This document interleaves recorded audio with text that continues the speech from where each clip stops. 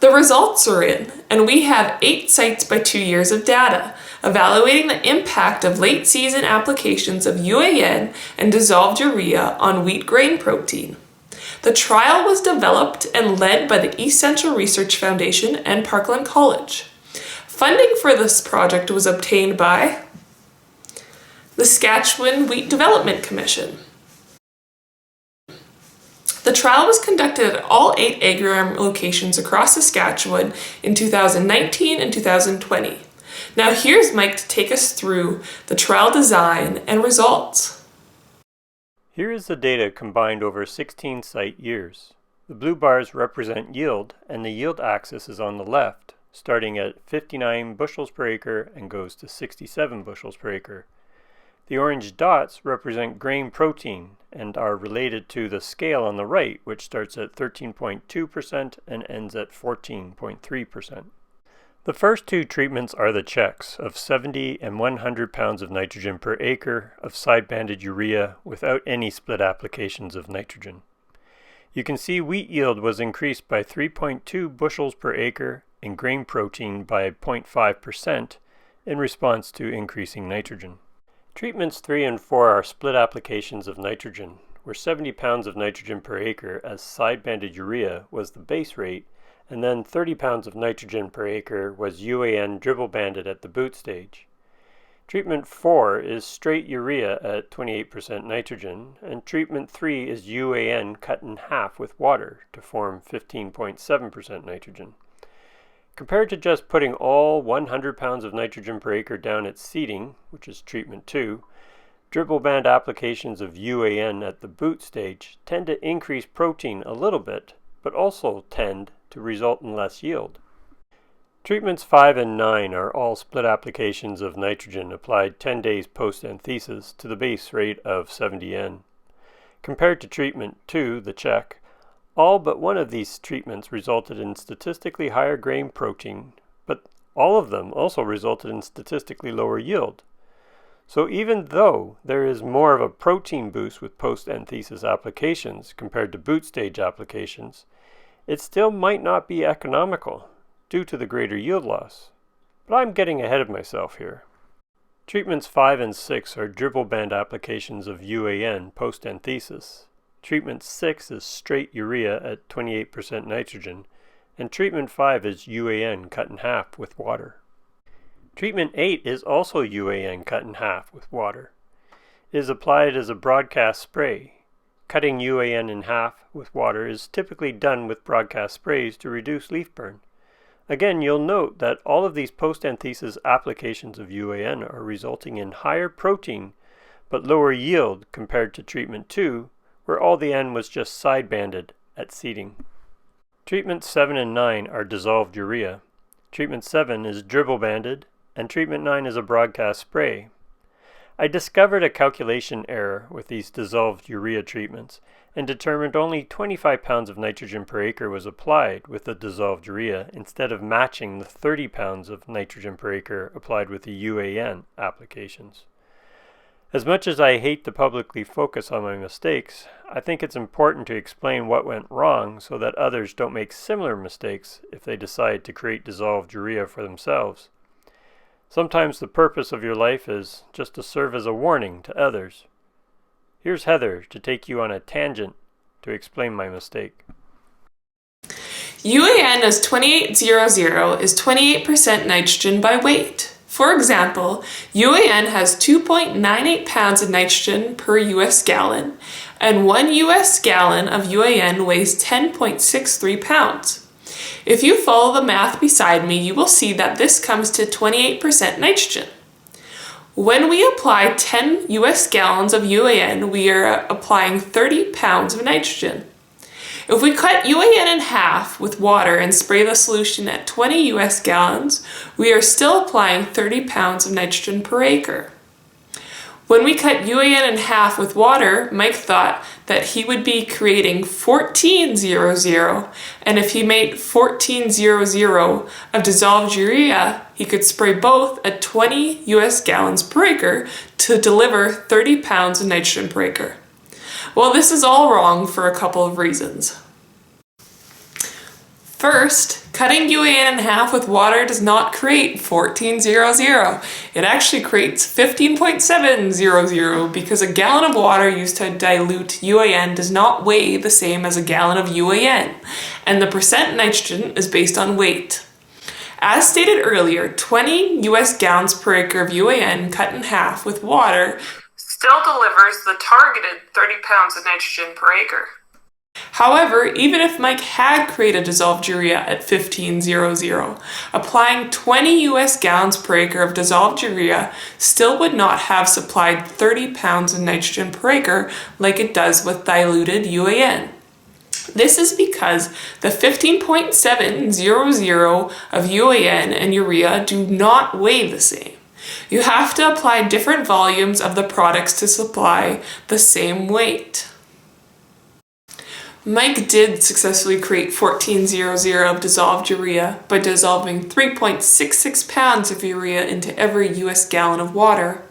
However, it dawned on Mike that applying 20 US gallons per acre of dissolved urea would not be supplying 30 pounds of nitrogen per acre as intended. Realizing his mistake, he determined that adding 3.66 pounds of urea to 1 US gallon of water produced 1.35 gallons of solution. Thus, every US gallon of dissolved urea contained 1.24 pounds of nitrogen, and applying 20 US gallons per acre delivered only 24.8 pounds per acre of nitrogen instead of the targeted 30 pounds of nitrogen per acre. Since Mike gave this recipe for making and applying the urea to every location should have made the same mistake. And now you know the rest of the story. Thanks, Heather. If we go back to the trial data and compare the proteins between dribble-banded and broadcast sprays, you will note the grain protein is a little lower for the dissolved urea compared to the UAN. This likely is the result of differences in applied nitrogen. As stated earlier, we were able to increase grain protein with split applications of nitrogen compared to just putting all the nitrogen down at seeding. However, this also came with a relative yield drop. The greatest increase in grain protein and decrease in yield resulted when split applications occurred post-anthesis compared to the boot stage. For example, dribble banding straight UAN post-anthesis, treatment 6, significantly increased grain protein by 0.32%, but significantly resulted in 4.8 bushels per acre less yield, compared to the side-banded check of 100 pounds of nitrogen, treatment 2. In contrast, dribble banding the same UAN treatment earlier at the boot stage, treatment 4, resulted in a more modest grain protein increase of 0.15%, but a relatively lower yield loss of only 0.8 bushels per acre. The earlier split application of nitrogen at the boot stage may have favored yield over protein. However, the post-anthesis timing may have also increased protein by causing more damage and reducing yield. This hypothesis is somewhat supported by the flag leaf burn ratings. Leaf damage was significantly lower for the boot stage applications, treatments 3 and 4, compared to the remaining post-anthesis timings. Among the post-anthesis timings, broadcast spraying UAN significantly caused the most damage, treatment 8. Broadcast spraying dissolved urea, treatment 9, caused substantially less damage, which supports past research. But the lower rate of nitrogen with the dissolved urea in this study also likely played a role. The dissolved urea also proved to be more gentle on the crop for the dribble band applications, treatments 5 versus 7, but the difference wasn't as great. So in this study, we found we can increase grain protein, but it's coming with a yield penalty.